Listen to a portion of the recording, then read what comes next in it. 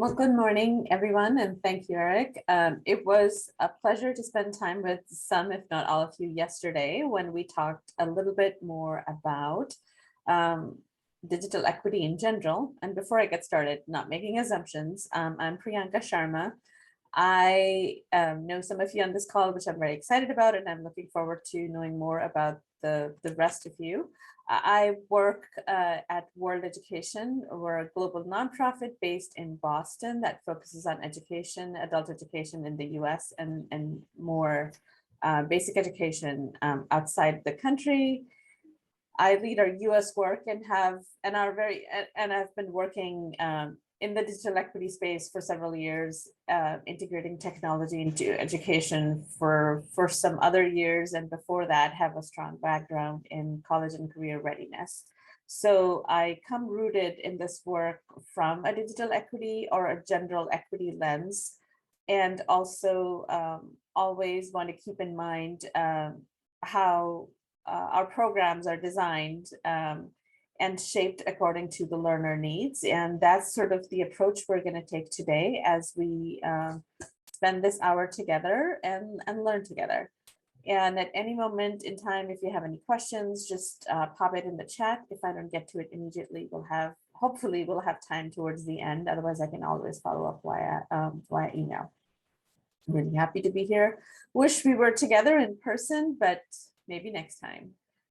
It's better to be safe. So I hope you're all doing okay, and just want to get us started with this whole idea of digital equity. For those of you who were part of the session yesterday, we talked at length about digital equity, why it's needed, what actually is it.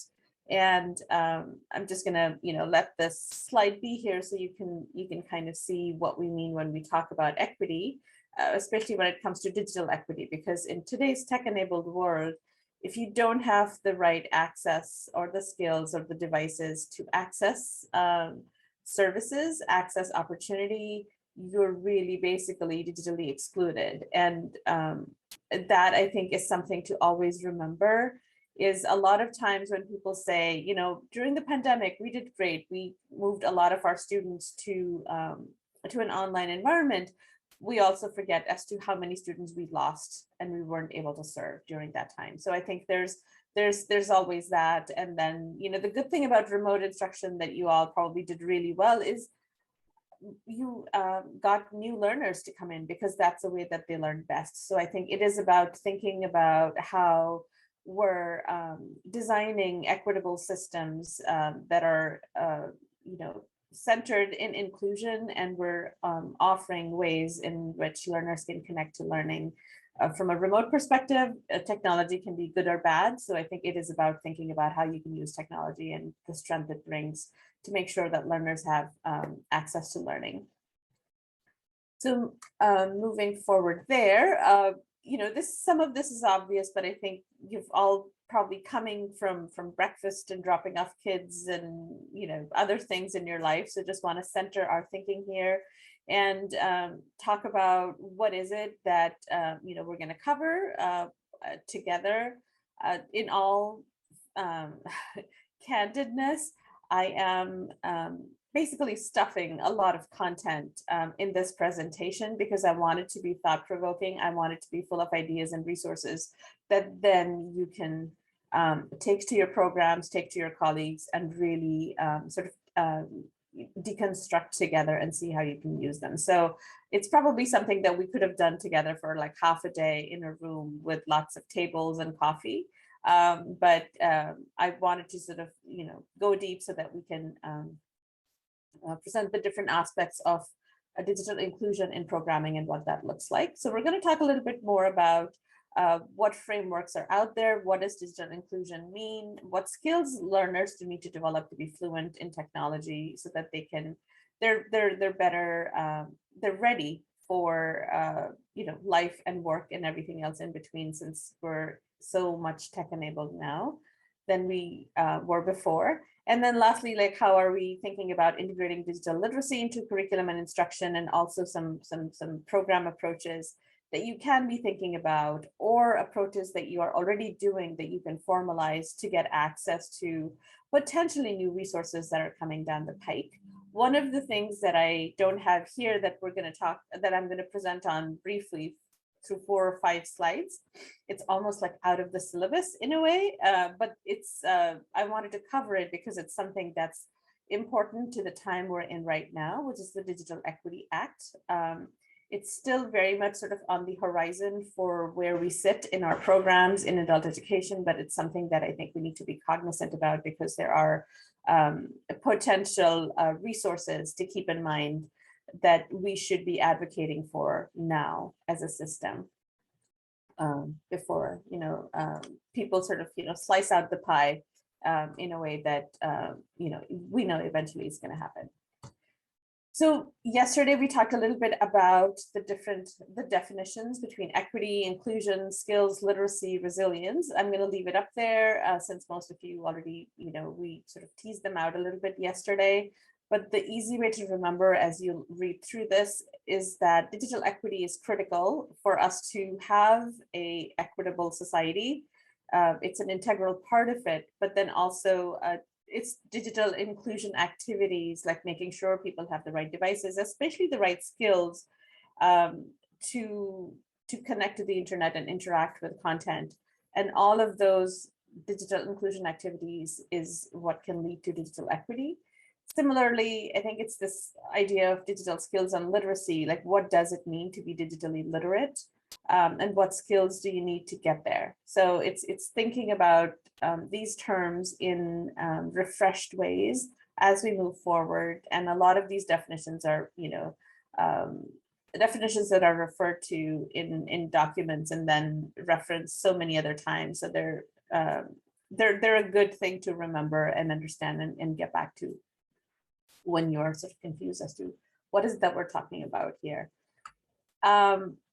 If you have questions about that, feel free to pop them in the chat. I'm not monitoring the chat, which I should be. And I want to spend, a little amount of time just so that you know what the Digital Equity Act is. Eric just had us do the raise your hand thing exercise. Do people want to do it again to see if you have heard about it before? Is this new? I think we can do that. There's a couple of people that couldn't find it, but I think most people will be able to find it. Or you can just type something in the chat that says yes or why or okay. Yeah. Like okay. Seems like a lot of, well, some people have heard about it. And it's also something to know and understand. It was part of the Digital Equity Act is an act that we have been, other digital inclusion advocates have been working on for years, but there wasn't, for multiple reasons, we were not able to move it forward. It sort of has been, years and years of fits and starts, so that there's money invested in bridging the digital divide in the country. One of the things that I covered yesterday that I just want to mention today is when we talk about the digital divide, it's easy to sort of think about the numbers being like, oh, 18 million households are not connected. Oh, we have to connect many more people to the internet, get them the right devices. But I think what's also critical to remember there is that it is not unlike other inequities, it definitely impacts certain section of people more than others. There's exclusion when it comes to people's, immigrants and refugees, when it comes to adult learners, like your literacy levels, racial lines, like there's all of these exclusionary factors that make it a critical thing to tackle when, and that's why I think we're talking about digital equity, because I think it impacts the people we work with a lot more than others in general, society. And I think that's why it's critical to be advocates for digital equity. So here, it was finally passed. Now it's law. It's part of the Infrastructure Act that passed in late fall last year, which was great. It does put a lot of money over 5 years into digital equity activities. It's been administered through the Department of Commerce. You can read the full text here when you get the slides. It's a lot of it's probably for the policy wonks in this on this call. You'll get a kick out of it. But the other thing to also remember is that the reason behind this act, and I'm going to talk a little bit more about how this more than $2 billion, like what does that even mean for us and the society and the country. So this is the advocacy piece that happened to make sure that this work and this Digital Equity Act move forward. There is a huge push around increasing broadband access to communities that have never been connected or are connected in a very spotty way. But the other thing also, yes, Lori, the act has been passed in fall, so it is law now. It's something that the government is still trying to provide regulations around and guidance around what does this mean and what does it look like in terms of implementation. And the first set of guidelines were released either on Friday or Monday this week. So it's all very new, and states are still grappling with how they can access this money and what does it mean. So that's something that I think for us to think about. What I think is a potential opportunity for the field is who the act covers, like who are supposed to be covered when it comes to providing access to digital skills, to broadband and others. It's a lot of it are learners that we serve, communities that we operate in. So that's why I think it's all the more important for us to realize that we have a role to play in the implementation of this act. The powers that be might not agree with us, but that's kind of where the advocacy piece builds in. And I look forward to engaging with those of you who are interested to kind of seeing how you can play a part in this, or for NJOL to really take this on as something to put their weight behind in New Jersey, as a lot of this money directly is going to the states. So the way it's designed, there's a set of formula funding that's going to go to every state. So somebody somewhere, and it's on the internet somewhere, knows exactly how much money New Jersey is going to get for this, because it comes out of formula funding. Most of that money is going to go into laying the infrastructure, the pipes that through which fiber optic cable is probably going to run through, and broadband is going to be brought into communities where there is none, or more service providers in a community would have access to more households in terms of providing that service. What I think you should understand is what I think we need to understand is that the money, when it's coming to the states, is coming to an administering entity at the state level. It is good to know where it's going to sit in New Jersey. Every state is deciding for itself as to which office at the state level is going to administer that. For most states, it's usually a new office that has been set up. It's called the Office of Broadband or Office of digital equity, like depends on the state. And that's where kind of, NJOL and all of you come in to kind of figure out what that means and how do you get them to pay attention to you. That I feel like board education would be ecstatic to work with you as you figure that out, because that's kind of what we're doing with a lot of other states as well, is making sure that our interests and the services we provide, the digital literacy services that we provide, the digital equity work that you're already doing, positions you well as advocates for your learners when these resources are being released.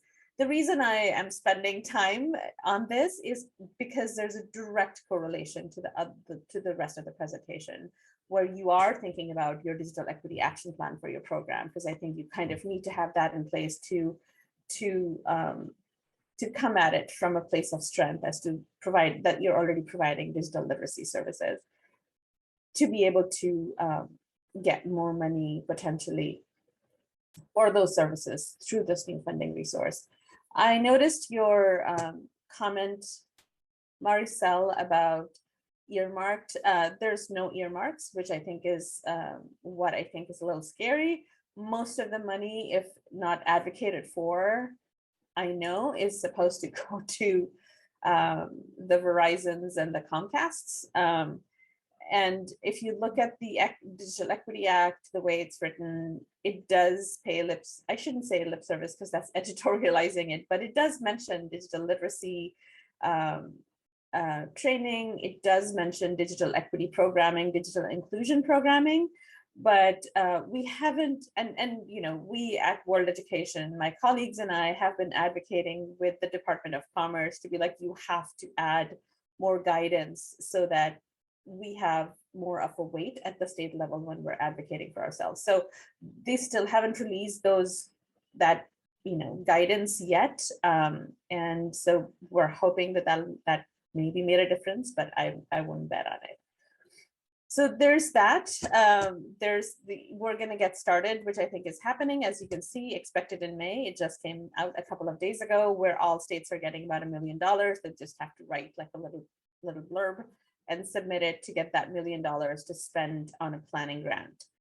That means that time for you to engage with your state office of broadband, if there is one, or figuring out who at the Department of Labor knows more about this, who's working on it, and how you can get a seat at that table as they get started on the planning of how they're going to use the formula funding for their state level digital equity plans, which is going to be the implementation piece. Any questions? No, but this is definitely good timing. I mean, this is something that Angel's been kind of working on, and we've already started some initial conversations with DOL about this, but I think this will help us bear down and make sure that we're talking to them about specifics of the planning, and where that money's going to go.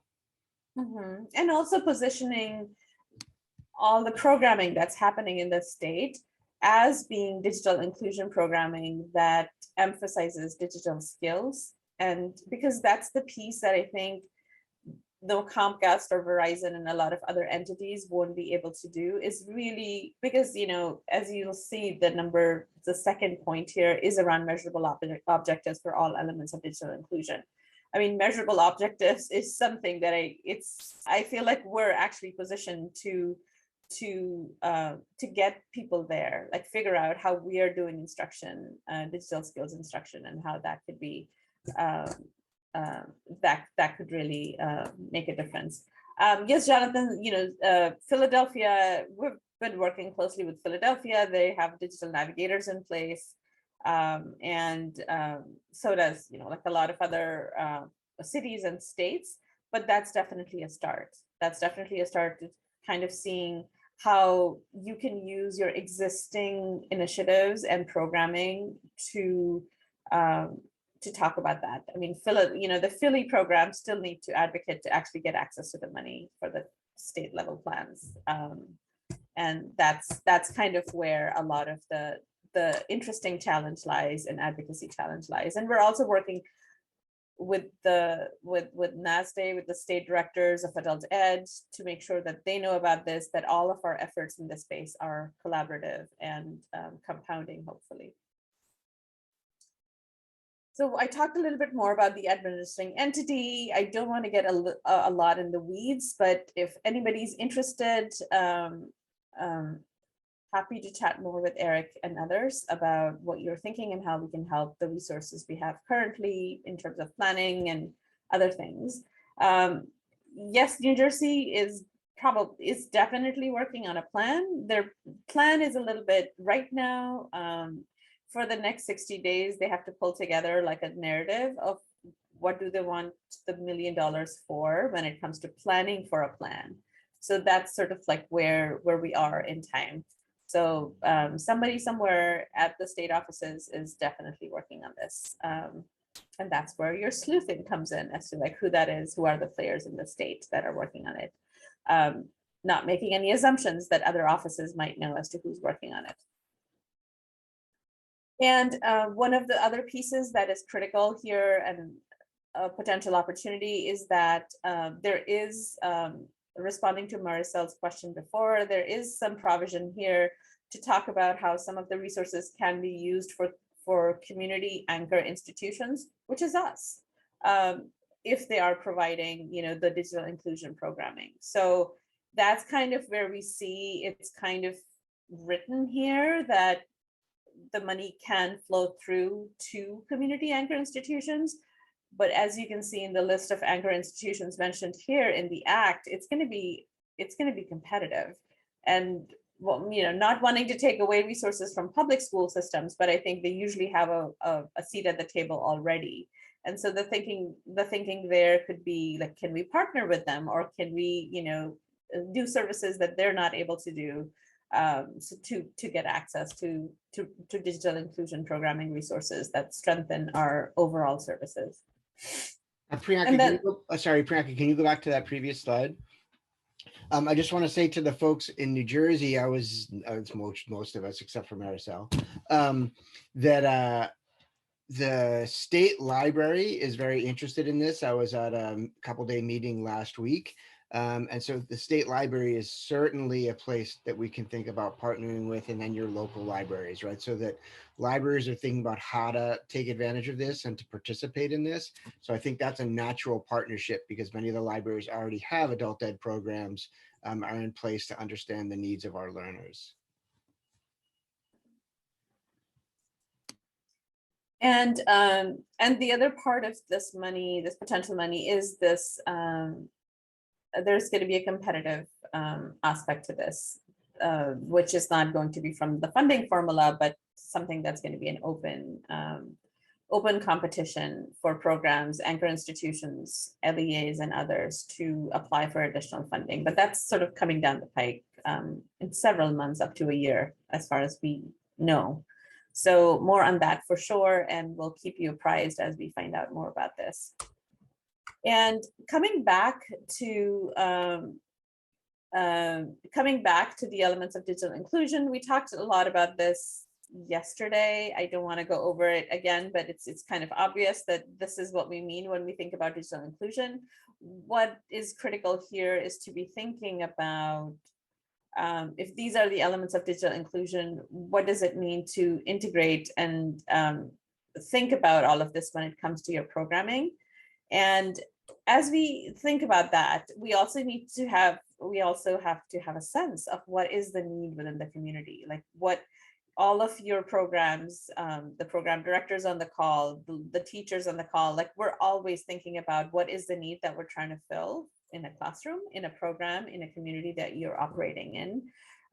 It is about asking the same questions when it comes to digital inclusion programming, and figuring out how are you getting access to some of this information, which I think some of you already have started doing because of the pandemic and your shift to remote learning. For others, this information might help guide you in your imminent and future programming as to how you are integrating technology. Which tools are you buying?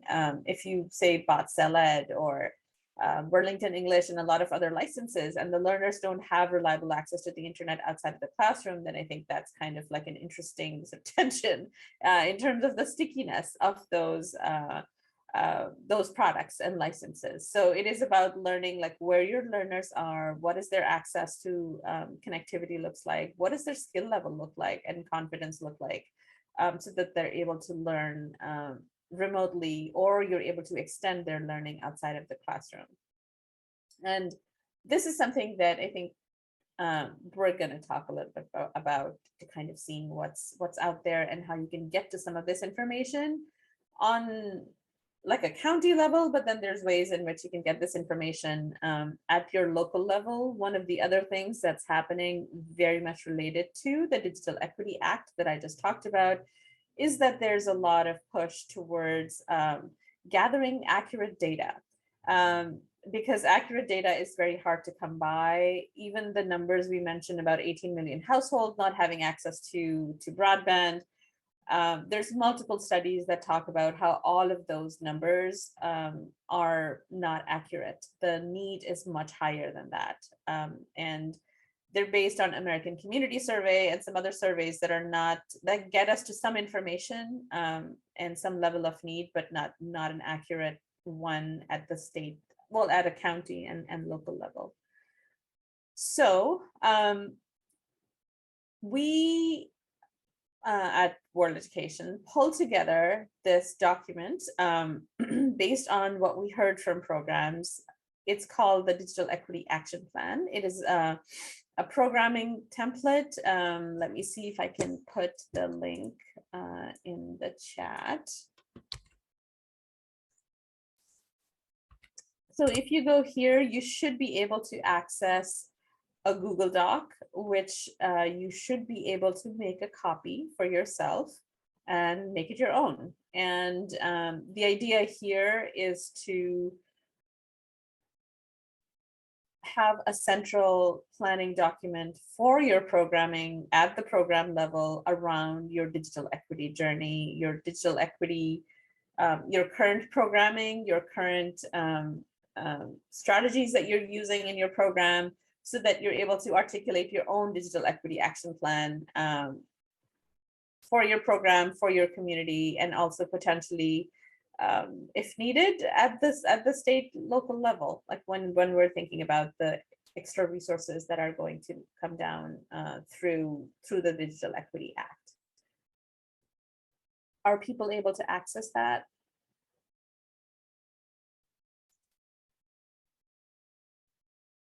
Yeah, let us know in the chat if you're for some reason having problems accessing it. Looks like people can. Okay, good.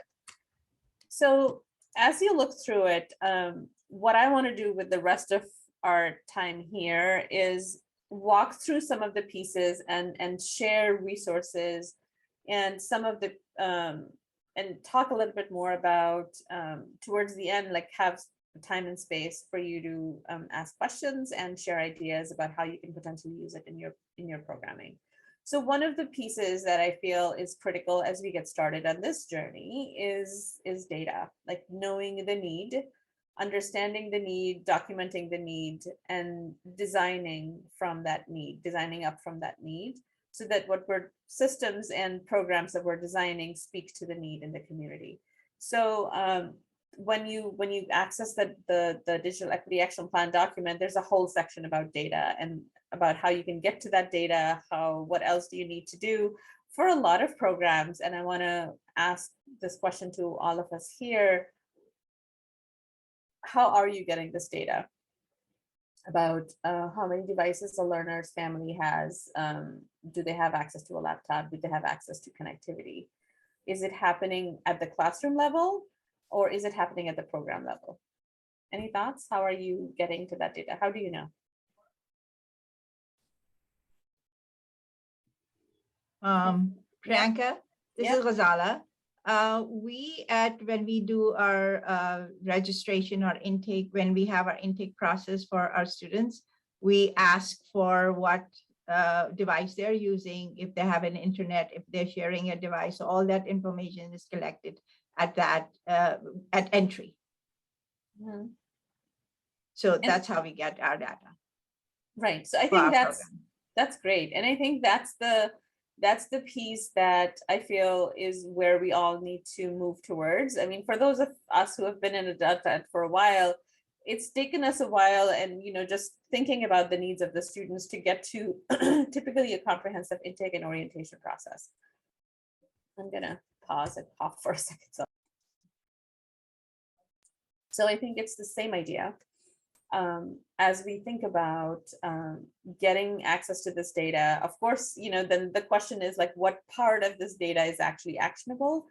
Because for some of you noted in chat that you're taking this information at the classroom level, which I think is also good to know, but there's an interesting component to getting some of this data at the intake level, to make sure that somebody has an email, somebody has, and then making sure that you're actually checking that at the classroom level, because we've had multiple cases where those things don't really match, because somebody can say, yes, I have an email, but then when the classroom teacher is like, I realize that most of you have emails, this is what we're going to do, this is how I'm going to communicate with you. People are like, I don't know how to access it. I think I have it. Somebody did set up one for me. So I think there needs to be that sort of thread that carries from the intake into the classroom level and back into the intake level to help design what services that you need to provide in terms of getting people comfortable with using email for communication, or meeting them where they are and using WhatsApp, but then also like building their skills around using, helping them set up accounts that they're actually using in ways that are meaningful to them. So it is around getting to that data. And, I think with a lot of the programming moving back to in person, it's still critical to understand what their access is as you invest more and more in distance learning tools, in products, and also understanding which learners can extend their learning by learning at home. And that's so, it's critical. And I think it's also critical as you're thinking about making the case for the betterment of your digital infrastructure. That's another opportunity with the Digital Equity Act, and applying at your regional, local level to up your own infrastructure at the program level. Because that's another thing that I think a lot of programs are missing is, and I'm not just talking about smart boards, I'm talking about reliable internet connection that's affordable for the program, and all of that good stuff. So I think there's also a good way to take a stock of your own digital infrastructure at the program level. Right, let me get to the next slide. One of the other things that I mentioned yesterday is this idea of digital navigator services. And somebody mentioned that Philadelphia is doing a great job around this work. What they're doing is that there's money from the mayor's office, the city office of adult ed, to implement digital navigation services. So they have digital navigators at some local libraries. I think they have 5 or 6 programs that have been funded for this model, that are available by phone or chat to answer people's technology access and digital skills questions. Now, this, I think a lot of it is something that we had all been thinking about before the pandemic hit, but it has been a critical lifeline for a lot of learners and programs as they shifted learning online. And I want to pause for a second and ask if that's something that some of you have been doing over the course of the pandemic. It doesn't need to be a funded digital literacy program per se, but it does need to be, but it's, somebody who learners or even teachers can reach out to with their digital skills, digital troubleshooting questions. You can either put it in the chat or unmute yourself if you have stuff to share directly. So this is Ghazala again. When in 2020, when all of this happened, obviously when we went online like overnight, we were lucky to have a very tech savvy instructor. And since then we have used her now more and more for technical support for teachers and for students. So we use Edmodo as a platform, and when new students come in, they don't know how to log on, or even the teachers don't know how to connect to their students. So we've been using her services more for support for this than for instruction, actually.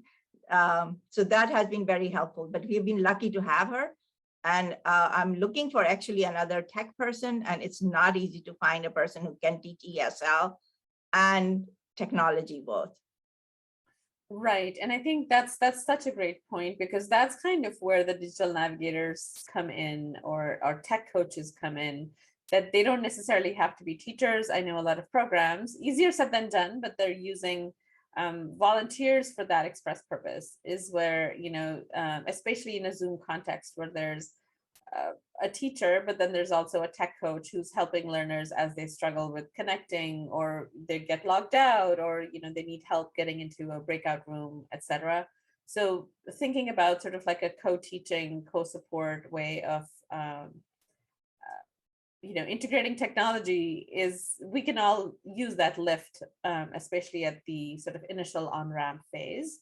So that's great to hear. And I talked a little bit about this yesterday, but what we are talking about more and more is not just hiring a new person as a digital navigator for learners, because what a lot of other programs are finding, it is a new role. It's also a role where the work ebbs and flows. There's probably a lot more work for a digital navigator at the beginning of programming, but then as things settle down, there's like, oh, okay, what else can we do with this person? So I think what we're seeing more and more and advocating more and more is thinking about the distinct functions of that role and integrate it into other existing roles at the intake piece, as a continued tech coach internally for the teachers, but then also for learners, and also somebody who can think about taking on some digital inclusion programming sort of throughout and be that sort of hub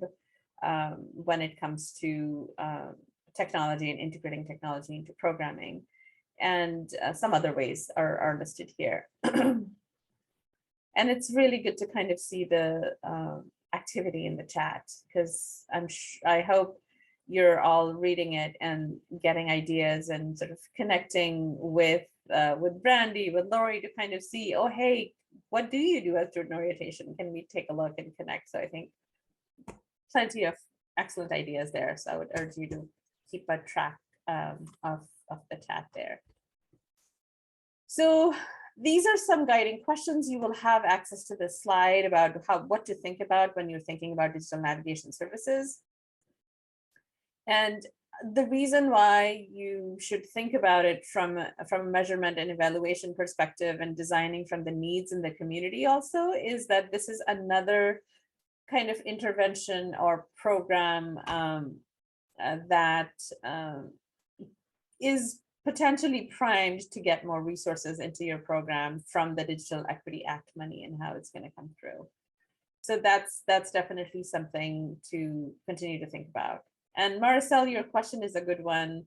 The Digital Equity Act, I don't think that's the purpose of it. I think that's more infrastructure based, but there are many programs I know across different states that are actually using their AmeriCorps as volunteers. I mean, AmeriCorps and Vista folks as their digital navigators. And they especially did that over the course of the pandemic, but now that's happening as well, is getting an AmeriCorps volunteer to serve as the digital navigator, to integrating technology into learning systems, and then also helping sort of connect learners to devices and such. So that's definitely happening. The other thing that I wanted to talk a little bit more about is identifying the digital skills that matter. And I'm sure Nell and others are going to talk about this later on today, but there's specific things that I wanted to touch upon here because they do relate to the Digital Equity Action Plan document that probably most of you have open. And it is about the why of the digital skills is obvious. And the how sometimes is also obvious, but it's also the why from a learner perspective, from a teacher perspective, as to how can we contextualize digital skills so that they enrich the learning experience for our learners and enrich their lives in general. So I think there's definitely some resources there that I want to present to you. The first one that we absolutely at World Education are in love with is the Seattle Digital Equity Initiative. We integrate their work in a lot of our work, which you'll see in a minute. So it is thinking about digital skills and how they are not just, hey, this is a mouse and this is a keyboard, sort of a digital skills check-in, but thinking about skills as something that are closely related to life functions, learning functions, work functions, so that a lot of the way in which you're designing your digital literacy skills trainings is corresponds to learners, where they're connecting a digital skills within like a communication context, all the way to cybersecurity and privacy, and also then connecting it to lifelong learning. So rather than talk about it in sort of a silo, hold on, I will share this frameworks list. This is the framework that we really like, because a lot of times when we're talking about skills, we can also mean a lot of different things. So it is important, just as the vocabulary things we talked about at the beginning of our time together this morning, it is important to have shared language when it comes to what is it that we're measuring across class, across a program. And so this is DL integration at all levels chart. You can access it, and you'll have the slide deck that you can access anyway. And take a look at it, see if this is something that you can use or make it your own, and use it in your programming as part of maybe an intake process that's not burdensome, but gives you actionable information. Let's see, questions about that? Okay, I'll keep on moving in the interest of time, because I do want to leave just a little bit of time for questions. And there are, as related to the Seattle Digital Equity Initiative, there's two other resources that we really like. One of them is of course, the framework itself, so you get familiar, and the other one is a skills checklist that we built off of the framework. So that's definitely something that sort of actualizes the framework into actionable ways, so that you are able to even assess what is it that you're already doing within your programming. What is it, somebody mentioned doing workshops with students. What is it that you're covering in the workshops? What do you think you should be covering in additional workshops? So it really guides your thinking around digital skills instruction, and really helps teachers sort of really know what is it that they're teaching. And what I think is critical is also communicating that with learners as to what are the skills that they're actually gaining from embedding digital skills within instruction. And questions? Yikes, sorry, I clicked on something. Can you see my screen okay? Okay, I'll take that as a yes. So this other resource that I want to share with you is a strategic EdTech integration toolkit. The link I will try to post without ruining my screen here. This is a really good way to present information. I think, I mean, we have used it with learners, we have used it with teachers. I think it's a really good way to get your teachers into the digital equity instruction mindset, to really take some of and have them just play around in it and make it sort of their own, and really think about how they can use some of the skills, and also articulate some of the skills that are already developing, and deepen it with the EdTech tools that are within this. So there's sort of like a goal-based way of approaching this toolkit, but then there's also clearly just going to a direct EdTech tool and figure out how that can be used within instruction. And then clearly my favorite part is thinking about the skills and thinking through what skills are being developed and should be developed within classroom instruction. Have any of you seen this before? Looks like Marisol has a question or a thought on this. Go ahead, Marisol. Yeah, and sorry, I just wasn't able to type fast enough. So what I love about, I have looked at that tool a little bit. Actually, can you go back to the previous slide? I had a question about how personalized and customized you see really effective programs being able to offer these instructional supports. I mean, I'm just thinking of just from a perspective of like healthcare and patient portals, that many times learners come to you because I have a problem today. I can't access this thing today and I need to apply for housing or a subsidy or something.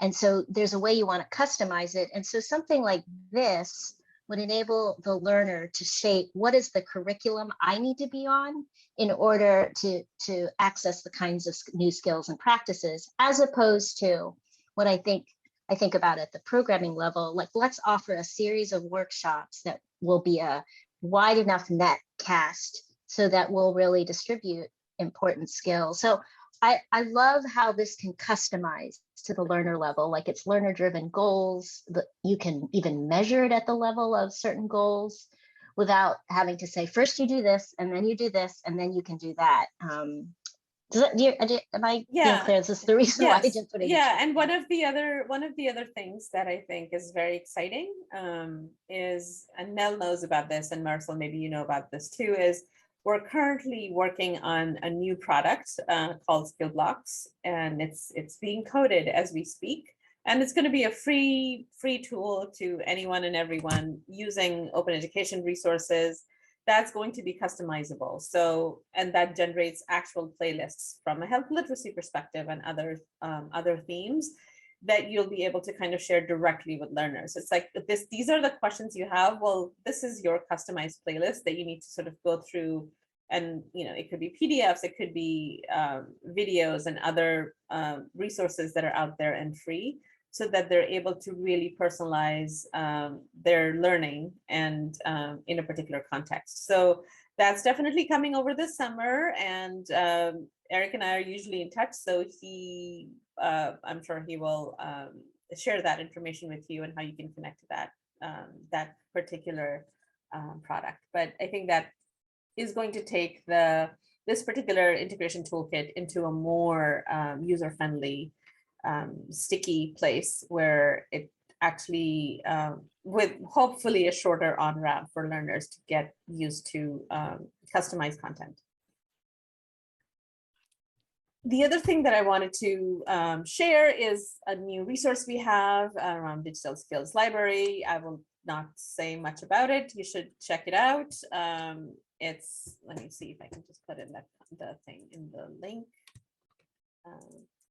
And here, it's a very good way of having, you know, I think a lot of times people ask me, it's like, well, why are we developing new resources? Most of my learners just sort of go on Google or go to YouTube and learn this. I think it's all about quality, and what we are about is curated content that is high quality and of course free, but also something that really the teachers are comfortable sharing with learners. So I think that's another way to really think about this. And accessing digital skills libraries and you know, using that as a way to filter out content is a good idea, we think. So last, I'm going to end with some of putting the pieces together piece. This is definitely something that you can do today with your learners, thinking about how you can actually implement digital equity, digital inclusion practices in your program. There's a current funded program from the federal government, which is called the Affordable Connectivity Program. Some of the links are here. And that gives your learners access to $30 off per month. Not off. I think that's the final cost of internet. And you know, if you have a child who's getting a Pell Grant, like it's pretty wide as to who can actually access this particular rate. So it is a step in the right direction of getting to affordable internet, because availability of internet is not the main issue. A lot of times it's the affordability of internet that stops our learners from hopping onto a program. One of the other things that I think at least is an option right now is that you can actually use it for like a home Wi-Fi connection, or like have a phone that connects to this particular internet. So there's ways of using it that are open right now. So please take a look at this and see how you can use your program to spread the word to your learners, because you know, the covered population, that checks all the boxes that our learners sort of fit in. So they're all eligible. It is definitely free money that they should be taking advantage of. And again, I think we recently released using data to advance digital skills. It's the state playbook. Take a look at that. That gives you additional insights into using data and collecting data apart from just the American Community Survey and some other data visualization websites that I shared before. And this will be good information to have as you get ready to advocate for your programming and more resources around this work for your learners. And then it's all about the partnerships. Just some comments here about partnerships. Thinking about you don't have to be doing everything. There should be a digital inclusion ecosystem around you. And yes, Lori, we will be. I think Eric is going to share this slide deck in the conference portal, so you should have access to the links there. And additional resources here, some of the ones I've already mentioned. Somebody mentioned World Ed providing PD around distance ed strategy sessions. We have playlists here on this YouTube playlist. That sort of is like a best of the strategy sessions that could be used by your teachers, by you, to just learn about various topics that have been covered. And lastly, I want to draw your attention to some new things that are being released, and wanting to draw your attention to the National Skills Coalition brief about Digital Equity Act, about state and local advocates, and then there's a Barbara Bush Literacy Foundation guidebook called Promoting Digital Literacy for Adult Learners that they developed, that they commissioned Digital Promise to do. I would highly recommend you check that out. Not really objective about this because we reviewed it and gave feedback, but I still think it has a lot of it's a comprehensive guide that can spark ideas. Questions. And what is it that, and I'll stop my slide show thing so that I can look at people's faces, and wondering if we can use some time for any questions you have. What is it that you found interesting today that you think you can use in your program? Yes, in 5 minutes. In 5 minutes. We can wrap up and comment on all these important ideas and resources. Yeah, thoughts here. So I sent in the chat, I put the link for those of you that need and want the PD certificate. So please fill that out.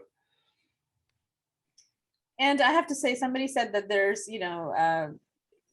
after presentations like this, even me talking about it, it's like, oh, whoa, there's too much. Like, where should we put our weight?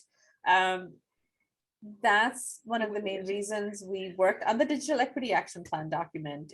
That's one document that you can sort of delete things if you think it's too much information you don't want to answer right now, and have a startup copy with your colleagues to kind of really prioritize what you want to work on now.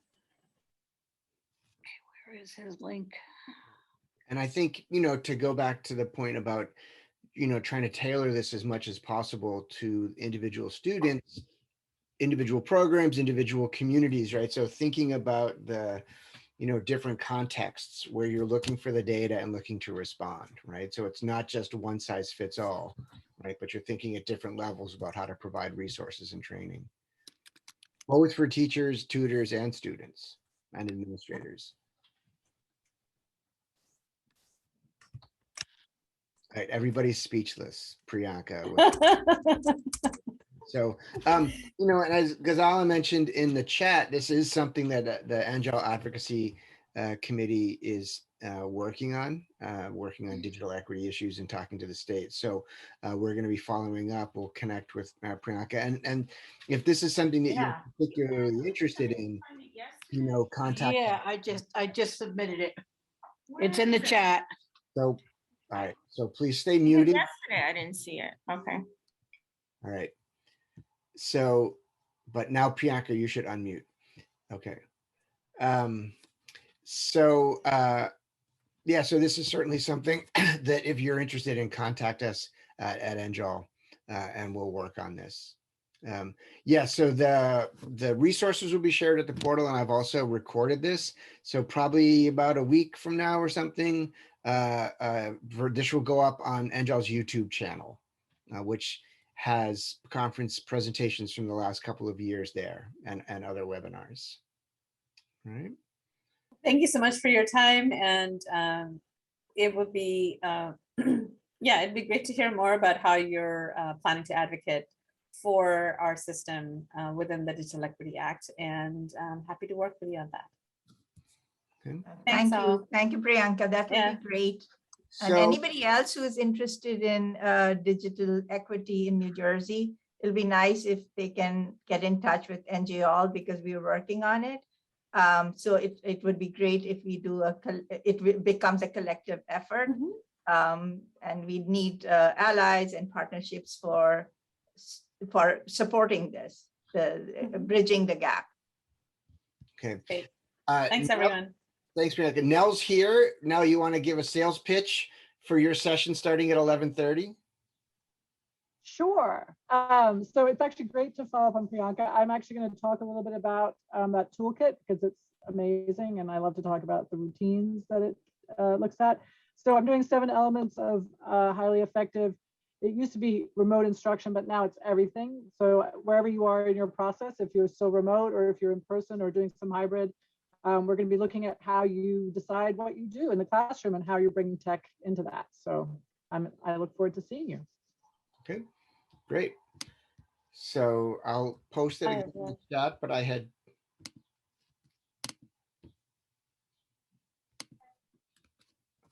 Here's a PD form again.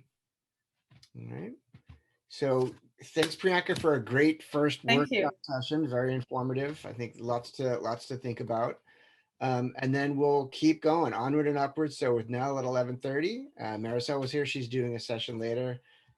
So yeah, thanks for everybody's Amazing. questions. Thank you, all the everyone. work that you're doing around digital equity in your programs. We all need digital navigators in our lives at some point or another. Thank you. Bye, everyone. Thank you. Take care.